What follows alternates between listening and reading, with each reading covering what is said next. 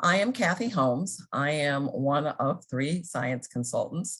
Robin and Lydia are also here. And with us also is our technology consultant, Leslie Yankin, and our STEM specialist, Kimberly Bell, who's going to help to tell the story of the Eye of Integration. We come to you as consultants with the Ohio Department of Education, and we have a wealth of teaching experience as well as professionalism with higher ed and working with teachers for a number of years. This project is a collaborative effort between the disciplines and some of the regional treasures that are in our state. And for this presentation, we are exploring the wilds and showing how we're going to bring that particular regional treasure to life.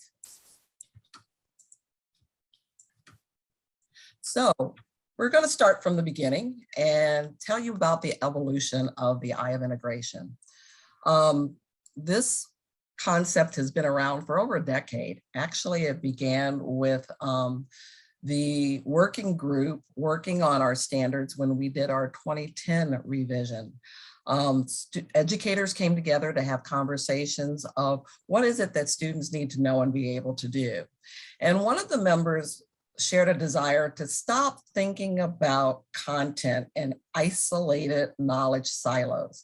But how can we weave content and skill together so that we could create an integrated approach to teaching? Because as we know, in real world, things aren't isolated. It's not earth science, it's not space science, it's not life science, but it's a combination of those things. And it's not just science, but we bring in math skills and we also bring in our English language arts skills.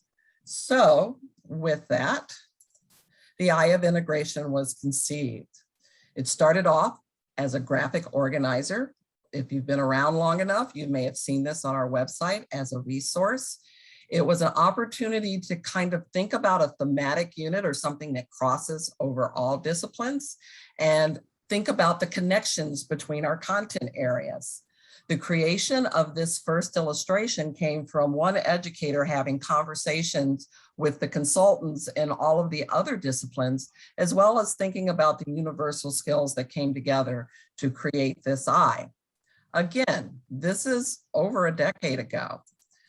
So in the meantime, ODE developed Each Child, Our Future as our strategic plan, and moving forward as to what we think is important for each and every student in our state.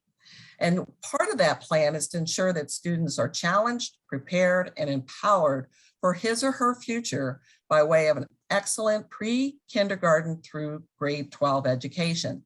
The plan's purpose: to lift aspirations, create hope and excitement, guide development of state-level education policies, and promote high-quality educational practices across the state. With that, that all kind of sounded like something we had and we could make a little bit better. And then the Eye of Integration 2.0 came into being. We wanted to take the fundamentals from the first iteration and develop another example, but include the process of how to get there. So the focus of the project was to create exemplar lessons demonstrating cross-curricular integration to help teachers learn how to integrate content and lessons and units. This is more than just developing one thematic unit, but it's taking a theme and developing lessons from various content areas that integrate meaningfully into that topic.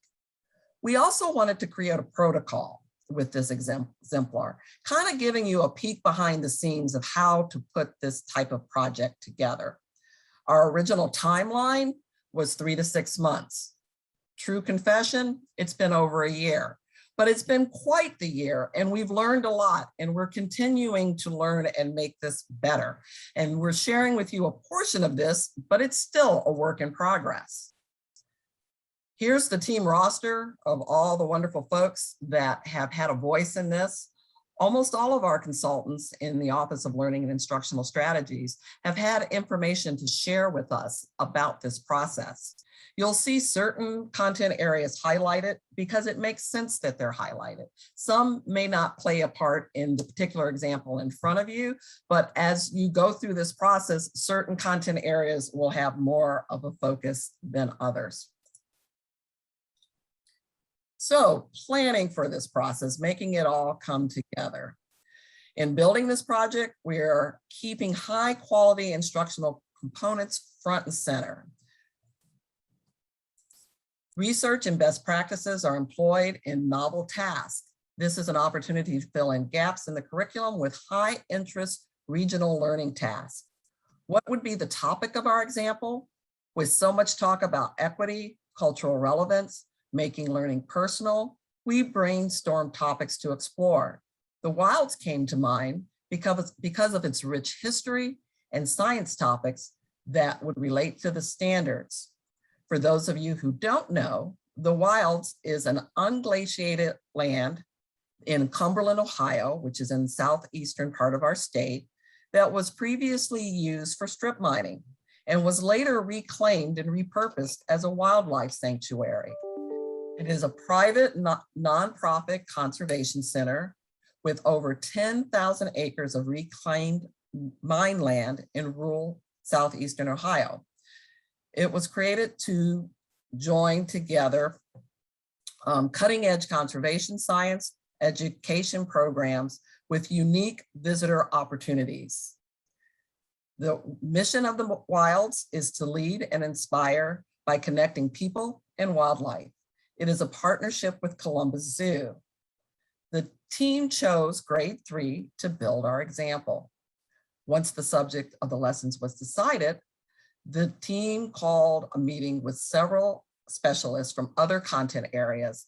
And during this meeting, then expanded the team and brainstorming ideas occurred. Going to take a moment to give you a glimpse into that conversation.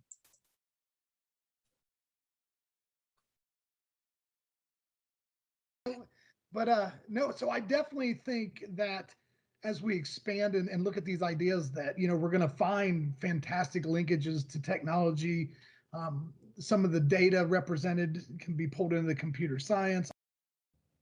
As far as the kids doing some very simple web design, I mean, that would also tie into the ELA research standards and our speaking listening standards where we're presenting information for audiences. The kids could pick an animal and do a lot of their focus on that animal, like tell about the country that the animal came from, you know, where does it live.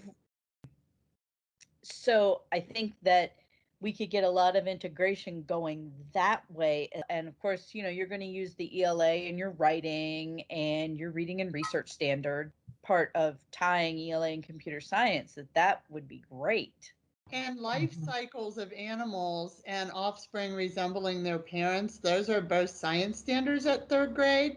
So if they were doing a project like designing a web page around their animal or something, they could incorporate that and they'd be hitting a couple more of the science standards too.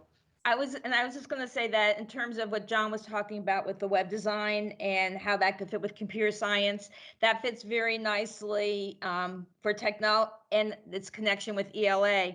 That fits very nicely with technology because we have a topic around using digital learning tools and resources to communicate and disseminate information to multiple audiences. And part of that is thinking about different media formats you're going to use, thinking about your content, thinking about who your audience is. So those are all good things that would fit nicely with ELA. I was going to say, just to get this on the recording, since we weren't before for the world languages, we had talked about finding out the animal, how to say the animal's name in the country that they come from, and doing cultural comparisons between like the habitats here and the habitats there. And all of these visual displays and things are part of the nature of science standards for science also. No, I think these are all great ideas. So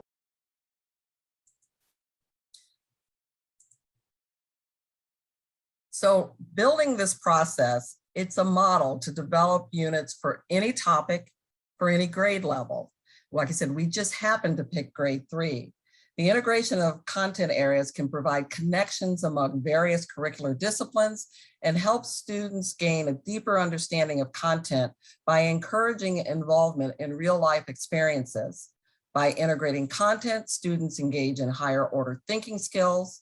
They learn how to collaborate with peers and create connections between content areas instead of learning in silos. And not only does this work for the students, it also works for the teachers that come together to plan together if they work in a group. This is especially useful in early grades when one teacher is likely to be responsible for all content areas. Again, opportunities to reach out if you can, but if you're developing it all, you can make those logical connections between the various disciplines. So as we're thinking about it, what do we want students to learn? This creates a long list of questions, and we're going to kind of walk you through some of the things that we explored as we came up with our examples in our unit. What are the enduring understandings that I want to foster? What concepts and skills do I want to emphasize? Which standards do I want to emphasize? Can learning best be achieved by addressing the subject area discretely? Or do certain understandings require students to synthesize knowledge from 2 or more disciplines?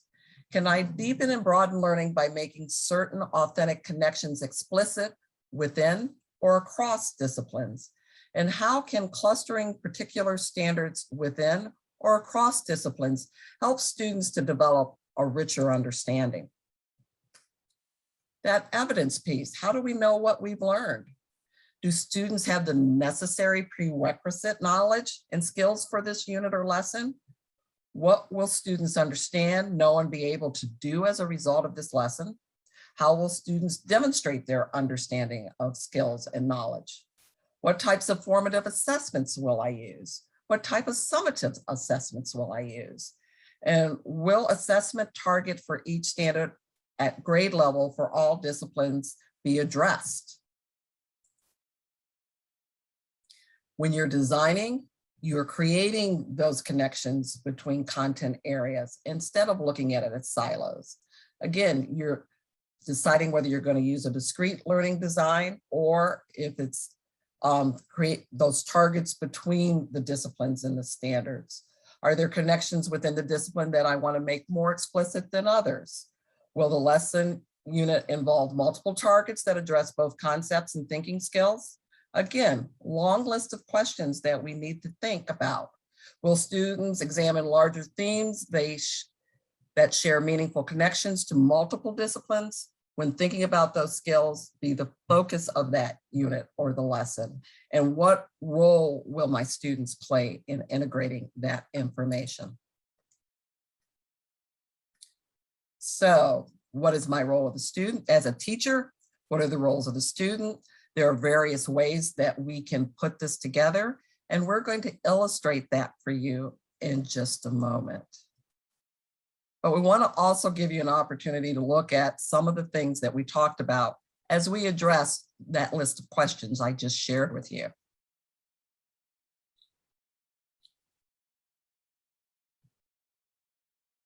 Well, and to make this really tightly aligned to standards for everybody, I think each of us does need to kind of look at our 3rd grade outcomes and think about what that goal is. What really important, essential understanding should come out of this unit that's tightly aligned to the science standards, the ELA, the TAC, the phys ed, whatever it is.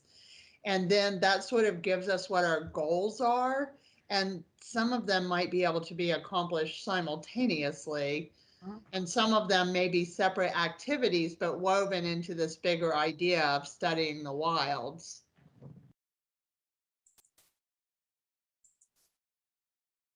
So we had to go into research. We actually went to the wilds. We spent a lovely day in October out there, and we learned a lot about the various projects that they had on task. I'm going to move a little bit more quickly through some of this because it's taking a little bit longer than I anticipated, but I want to get to the actual example, give you a little bit of time to dive in there. This is Shushu. She was our official animal greeter, and her neighbors are exotic members from all over the globe that live there on the grounds. This is a more local resident of the wilds, which is the hellbender, and he has quite the history and research component at the conservation center there. We will be sharing these slides with you, so you'll have an opportunity to dig into this. I am going to share our conversation around the hellbender, and then we'll have an opportunity to look at the example that we've developed around the wilds. Sorry, Just to let you know, Robin, I had to look that up when you said that to know what it was. I'm like, I remember this from something back at school. I'm glad you said that, John, because I'm like, what are they talking about? Is that like when there's lots of fauna from different places? Or is that thinking about fauna, like megacognition is thinking about Yeah, thinking? megafauna is the big animals. Oh, okay. Right, that's everybody rallies around the panda, the tiger, all these really big, charismatic animals. Nobody cares about the adorable little hellbender. So I went down a wormhole over here with that, looking up life cycle stuff because I'm like, I pulled up range maps because that's a social studies standard, I think, for the kids doing maps, right? Yes, it is. So, but I was trying to look up the life cycle piece for us, and anyway, I think they're cute. This whole conversation that we're having right now is really points out one of the powerful aspects of doing this kind of thing with kids. Like, how many new things did we just learn right now? And it's not, because we told John to like write out the definition for megafauna or whatever, which he would have just refused to do, like so many kids. But now no one's going to forget what that is. And now we know what a hellbender is. And kids latch onto this stuff because they're engaged with something and they just naturally learn so much stuff. And I want to make sure that we communicate to teachers how powerful that is. So I'm going to stop sharing now, and we're going to give you an opportunity to look at one particular unit that we've developed for the Eye of Integration. Want to go through some disclaimers as to what this is not. It is not a complete fleshed out unit. It's just one example for third grade.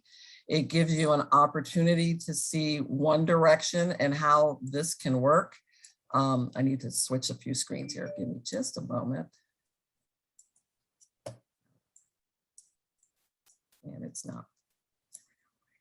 There we go. Is mine up there? Yeah, you're not sharing yet. This gives you an integration of how it can happen at grade 3, how some content it can be approached in a detailed series of lessons, or how it can be approached in a problem-based series of lessons. And it's also showing you how to use some of the local treasures that we have to make students really interested in what's going on in their own backyards. So I'm going to go to the next slide. Lydia, do I need to share it? I don't know. Is that up there?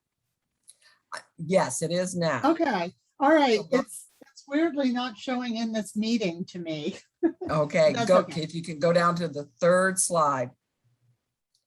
So this is the opening. Again, Shushu, who was the official greeter for the wilds, we considered her to be the official greeter for the standards.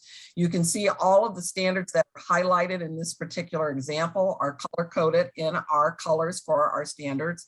And in this case, we're going to showcase the technology standards. So if we were to click on that particular link, it would take us directly to the page. It will work like this for all of them, but there's only one that we're highlighting here.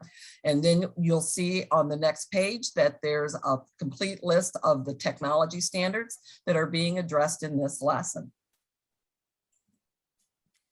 Okay, so we would like to just show you a little teeny piece of what's a much bigger work in progress. And we're actually going to show you a couple different versions today because we wanted to give some options to teachers. we have both this detailed series of integrated lessons, which teachers can walk through in a more like completed, fleshed out fashion. And then we also have a framework for a problem-based learning environment. So this is covering the same content. So I want to emphasize that the problem-based is not just a, all over the place thing. It will cover the same standards and whatnot, but they're just two different approaches to the teaching of it. So we decided to do this in the form of a digital notebook. And this one little tiny piece is just about composition of land. So the entire unit has a lot of different areas you can explore, the animals there, the history of the area, the effect on communities, and lots of different things. But this piece that we're showing you today is just the part about the composition of the land. So a lesson kind of has this overview landing page with some guiding questions that we're going to focus on in this particular part of the unit and the goals for this section. We also included over here on the left-hand side of each slide, the standards that are addressed by this particular portion. So you see that this one has mathematics, social studies, science, technology, and English language arts. That doesn't mean that some of the other things, world languages, computer science, whatnot, are not in some of the lessons, but those are the connections to this particular lesson. And it lists just the coding from that standard, but these, like where it says technology standards, that then is a clickable link. So if you click on that, it will take you back to slide 4, and you can look up in more detail what the 3 through 5 ST1B standard actually is. Lydia, Yes. slide 3 is what our guests are seeing. Okay, well, I don't know what is going on with this. This is really strange.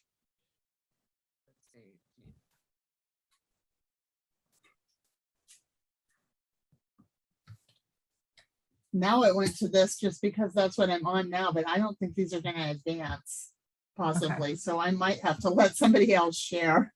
Okay. I need it in there. So we didn't want this to just be a bunch of lessons that was a math lesson, then a science lesson, then a social studies lesson that were standalone. We wanted to try to actually integrate these things into a set of activities that was meeting these goals, but were not distinct lessons. However, there are some particular skills that kids just might need to do in order to do some of the activities in this integrated thing. For example, they might have to know how to write a sentence. They might have to know how to use a thermometer or whatever the case might be. So we are calling those supporting skills. And these are skills that they may have already been taught in another unit or earlier in the year in the regular textbook program or whatever, or they may be new as the teacher is working through this unit. So we have links to some supporting lessons for those classrooms where these skills have not been used before. And these also are clickable links. So for example, on this one, measuring mass in grams and kilograms is a standard both in math and science at 3rd grade. So if you click here, it takes you down to a lesson, and it probably didn't go on your screen. Is that correct? No, it went. It did. Okay, well now it's working. So this is a standalone lesson from Engage New York on how to measure mass and weight in metric units. And so the teacher could take a little aside and make sure that kids know how to do that before it comes up in this actual lesson. And then there are these arrows that take you back to where you were. So that one is for math and science. We also have one here in ELA. There's going to be an opportunity for them to write an opinion piece. And so that takes you down then to a lesson that's just on writing an opinion piece. And it walks you through the gradual release method of teaching kids how to write an opinion paragraph. And again, this will take you then back to the lesson. So that's the introductory material. You notice we also have some of these call out boxes that are just extra information for teachers. And then it gets into the actual activity. So there were several guiding questions to this section. And here, this set of activities is focusing on how do we determine how land is used. And then there are a bulleted list of activities that we could go through. I don't know why the technology icon isn't on there anymore. Lydia, go back Yeah. to the slide before. Slide. Oh, I'm sorry. I might have gone I went too far. This is what makes up the land we live on. This is the first one, and I was actually on the second one a minute ago. We have another use of these clickable icons. This one right here is going to be the technology one. This is not going to take us to a separate lesson of a prerequisite skill, but rather it's going to explain how something is related to an activity that's already in this list. So I'm going to turn it over for a minute to Leslie Yankin, our technology specialist, and she's going to show you how this works. Thanks, Lydia. So as Lydia said, whenever you see it's a little light bulb icon that's there, that's indicating that there's a technology connection that's been developed that links to that content. So here, as Lydia said, the icon's next to a particular step in the activity. So that is saying that there is a link between that particular step and technology content and technology standards. And these are substantive connections, real direct connections, because we never want anything forced. And so it's a connection that can deepen and enrich students' engagement with the content. So Lydia, if you go ahead and click on that. So if we click on the icon, we go to the corresponding technology connection. And so it's going to provide information about the connection between this step in the activity and that specific content in the text standards. And so it's going to explain how the teacher can expand students' learning by incorporating in that content and perspectives of the technology standards. It's going to elaborate on technology content.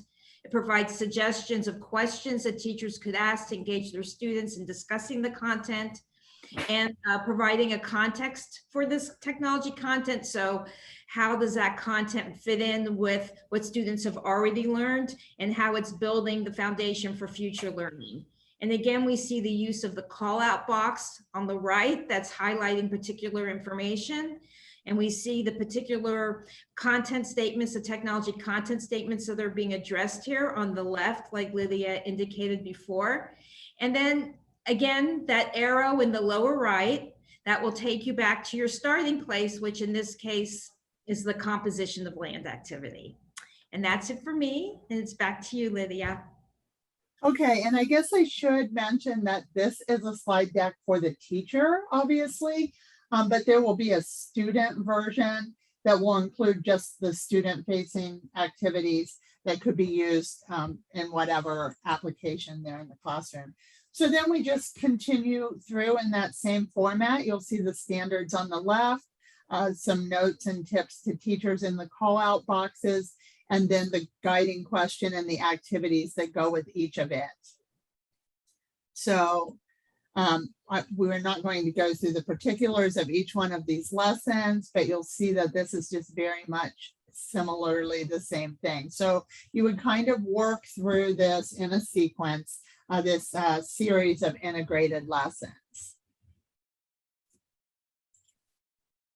And you'll just see that there are different kinds of things. I do want to point out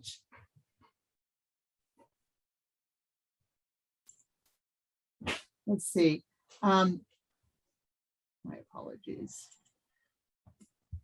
This next page that I got onto accidentally a minute ago does have more of a social studies focus and an English language arts focus. So we're going to give you a link to this little mini sample. If you want to look at it in more detail later, you will see some of the kinds of activities that were connected to the social studies standards here on slide 7. We also have some pages that have sort of some infographics and other types of support material. The page looks a little different because we didn't want to put the spiral down through the middle of what we were trying to show. But this is a connection to a more ELA focused activity where they're going to read a little Fern the Fossil story, and they're going to learn a bit about how coal forms. So we've also included this infographic about coal and how it's obtained and things like that. So this just continues on down through here, and I'm going to try to finish up this part so that we can talk about the problem-based learning notebook. So this is a different approach to the same kind of content, and I'm going to let Kimberly Bow, our STEM specialist, take it from here. Thank you, Lydia. So as Lydia said, this is not different content, but just a different approach of how you provide a learning experience for your students. And so I took this from really thinking about like what teachers may need, especially with a lot of virtual teaching going on, and realizing that technology is a phenomenal asset to teaching, and wanted to create and kind of demystify a lot of things with PBL. I feel a lot of individuals think that PBL is this, you know, it's either a dessert lesson, it's something you do after you teach all of the content, and then the students create this project to demonstrate what they've learned, or it's this completely scattered process and there's very minimal structure to it. And both of those are completely false. So next slide, please, Lydia. So what is the goal of PBL? PBL is kind of interchangeable between project and problem-based learning. I like to view them as cousins or siblings, where they're very similar, but then there are just little nuances that are different between the two. Both of these, they provide a phenomenal integrated real world experience. You are always tying it back to a real world problem that the students have to solve. And the beauty of that real world learning connection is it provides a deeper understanding for those standards. And you engage students by allowing them choice, like they get so much more freedom in how they demonstrate their learning, because they're actually creating their own assessment in the end. And I like to say it increases genuine collaboration, because you should be bringing outside partners in, and it should not be just these 4 students that are working together for a period of 5 days. It also provides them those authentic opportunities to problem solve and create those solutions. And then they also should be allowed the opportunity to present to an authentic audience. So for this project, I believe I phrased the problem as students need to figure out a way to mitigate the impacts of mining. And so you can have the students present to a mining company via Zoom, or they can come into the school building. There's a wealth of possibilities with that. And then also something that I love about PBL is students get to truly experience learning as a journey and not just a destination, because you're constantly going back and refining it.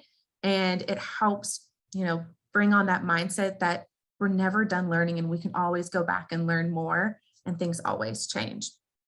So the beauty of a tabbed notebook, for all of the ODE people and people who know me, I am a person who thrives off of organization, keeping things very organized. And really, like I said before, I wanted to debunk the myth that PBL is completely scattered and lacks structure.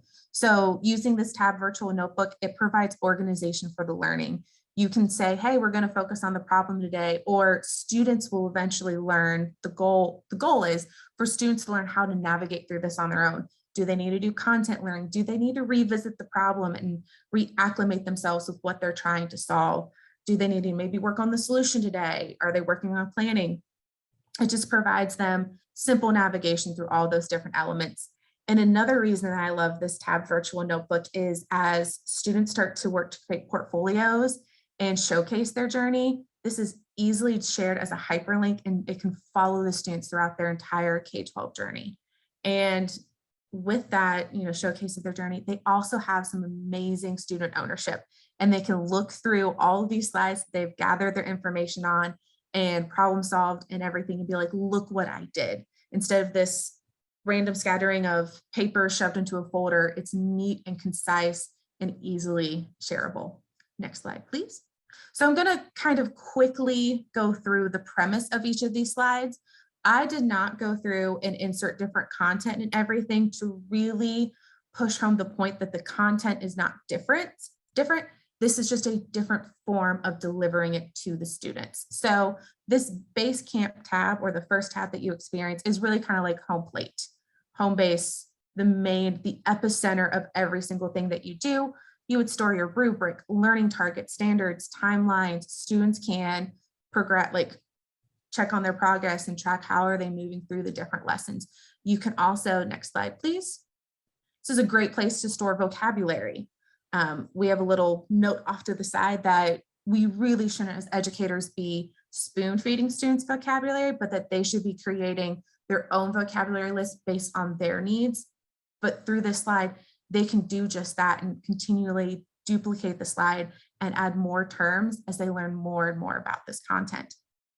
Next slide.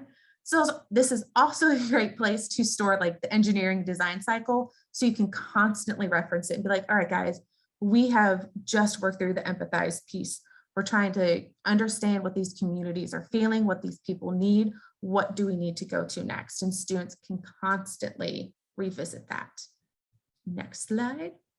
So Basecamp, central location.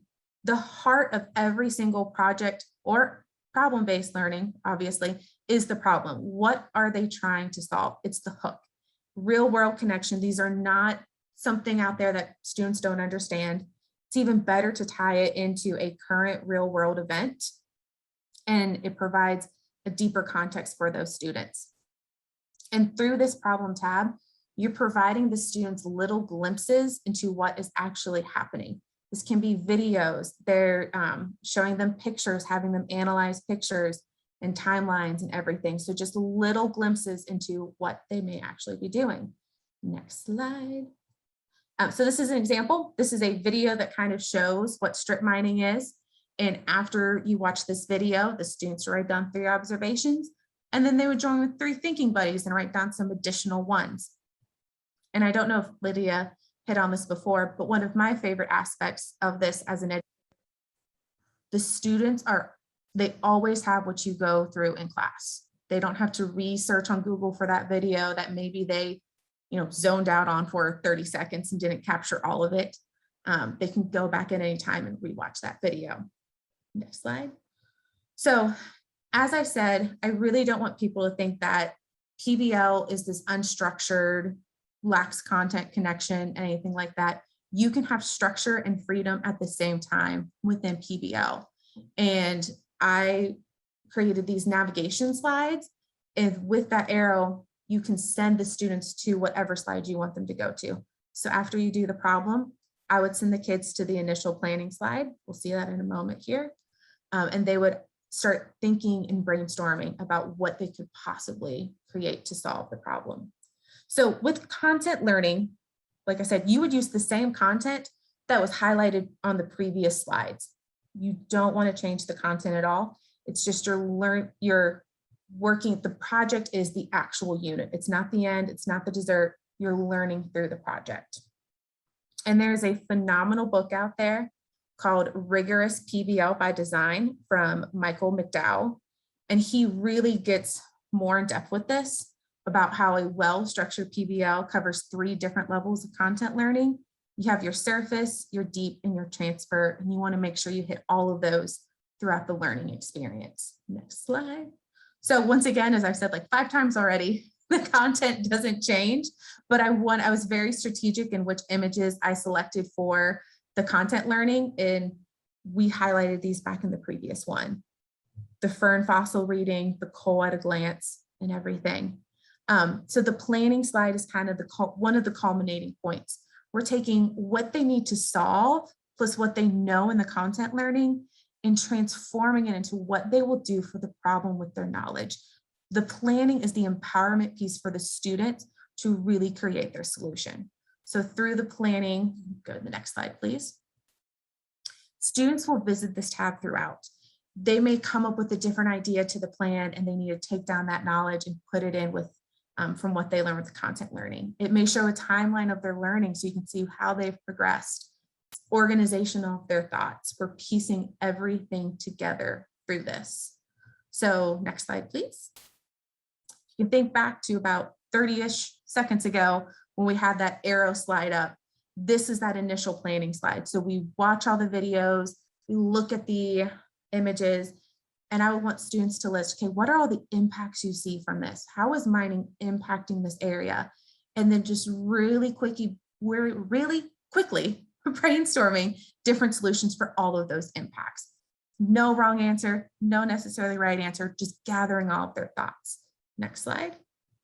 And this is one of my personal favorites, is that within the planning slide, students would note what the lesson was and then takeaways from that lesson that will help them create their solution. So you're constantly bringing them back to that driving problem. What are we trying to solve? What are we trying to create? I learned this because it's going to help solve this. Next slide, because I know I'm running short on time. The solution is, I like to say culminating point, but also at the third bullet says that they're refining it throughout the process. Students never just finish it and then they're done. They will constantly be working and refining their solution as they continue to learn their content. And then the final section is the reflection. We want students to have ownership of their learning and be able to self-assess and reflect using the rubric. And they can also get feedback from peers and additional individuals like that authentic audience. And I just provided a very basic, didn't fill in any of the criterion, but just to demonstrate what a potential reflection slide could look like. You would fill in what does it mean to exceed expectations for collaboration, meet those expectations, needs improvement. And the student can put in their feedback of, hey, I did really well on this. I need to grow in this, and additional feedback, and then your teacher feedback. And then finally, resources, any kind of other things that students may need. This is also really great to share with the caregivers. And here's where you can highlight different hyperlinks for them or activities and things for them to go visit so they can feel confident and competent in what their students are bringing, for their students and their children are bringing home to the dinner table conversations. And finally, I feel like I'm rapid fired here. In summary, project problem base is rarely a straight line, but it's still structured. Students need to have that freedom to navigate through the experiences necessary. And PBL is one of those things that it's going to take time to get used to. It's a different kind of method, and we're used to doing dessert projects, but that's not what PBL is. It's taking the project and expanding it out and learning through the project and constantly, going back to what do I need to solve? What do I need to create? And I can't reiterate enough, don't stop after one experience. My first PBL that I ever did was not the best experience for myself and my students, but it was a phenomenal learning opportunity for them and myself because they got to see me reflect, adapt, and then modify for the next one. And it's one of those great life experiences that students get to see and get to learn something besides just content, but how to handle things when they don't go as planned. So that's it for PBL. Thank you. So you can see there's a lot to the eye of integration. There's a lot of different approaches and pathways that you can take. And we've just shown you a sliver of the things that we are considering for this project. Part of our next steps is to completely polish this and send it out. Our objective today was to share with you and hopefully spark some conversations that you will take back and share with your colleagues. You'll be able to have access to this sample to be able to share, as well as the video and the slides, so that you can start to talk about it. And there's an exit ticket, which I'll go ahead and put that into the chat, which will give us a little bit of feedback on this session, as well as collect information from you. If you're interested in more information about the eye of integration, if you would like to possibly pilot this unit for us, we would love to hear from you and to have conversation, because our goal here wasn't just to create that third grade illustration, but we also wanted to produce a protocol, a procedure, some logistics to how do you do this within your own communities and in your backyards? How can you take some of those neat features that Ohio owns all the way around our great state and bring it to life in a slightly different way, and entwining it within our content statements to make it relevant for students and to do it in a real world experience, not just in the isolated silos that are presented in each one of our standards. So this is an opportunity to kind of bring it all together. Like to open up the floor for questions, comments, reflections. What are your thoughts as you see what we've produced? We'd love to hear from you. You can either put the chat or you're welcome to come off mute. I did put the link to the slides that are in the sample in the chat, if you want to grab that or save the chat, one or the other.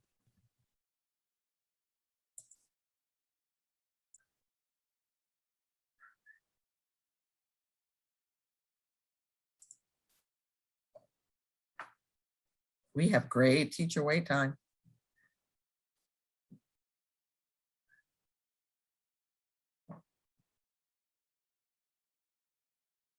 Again, we started with third grade. We see this happening in middle school. I think third grade, because it's self-contained, was a little easier, kind of that low-hanging fruit to start the conversation with a teacher that teaches multiple disciplines and can really see the connection between all of those. This can happen in middle school, again, to get teachers to start talking to one another if you're not a self-contained classroom. And then probably the more challenging group is high school folks. But again, to launch those conversations. We've just learned so much in just coming together. And that's one of the reasons why the timeline has taken more than we probably expected or wanted to begin with. But you start having these conversations and these new ideals come into play. And we really want to get, we have the luxury of time to kind of play some of those scenarios out. And we wanted to kind of do that. We've recorded our sessions. I shared with you today some of those highlighted ones that we thought were kind of meaty and had a lot of good information in it. But we will put together, if you decide to play with us a little more extensively, more glimpses into those conversations on teams to kind of see how this process works, because it's not a linear process. It's very messy. We've gone in one direction and then stopped and changed direction and added new branches and rooms. It's kind of like it's exploded, but it's a good kind of explosion. And at certain points in time, we've had to rein ourselves in to produce a product to have a conversation about, but then we'll take it back again and we'll make it into something new. And this will be something that over time will be very interesting to see, because as we run it one time, as people pilot it, we hope to get an additional insight to see how we can make it better, how we can help teachers to personalize it, because there's more than one way to do this. And that just kind of fits with my personality style. I like multiple things. I don't like to be locked into one way of doing things. So it provides a little bit of flexibility and an opportunity to be creative.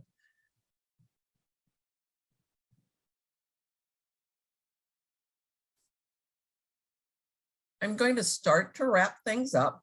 I'm going to say thank you for spending the tail end of your afternoon with us. I know it's been a long day if you've been with us all day and you're prepping for your new year. We have a choice of how you spend your time, and we're very grateful that you spent part of your day with us. We wish you luck as you start your new year. Hopefully you find things in the past day and a half or 2 days, we're now at the end of the second day, and tomorrow that you'll be able to use. Please consider this a start of a conversation, not the end of a conversation. You have our contact information. Feel free to email us with your questions, concerns, reflections, great ideas. We love to hear those, and we like to incorporate them in the work that we do. That makes it meaningful and helps us to give you products and resources that meet your needs.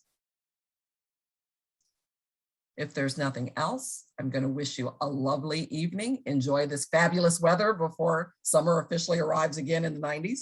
And I hope you have a great rest of the day.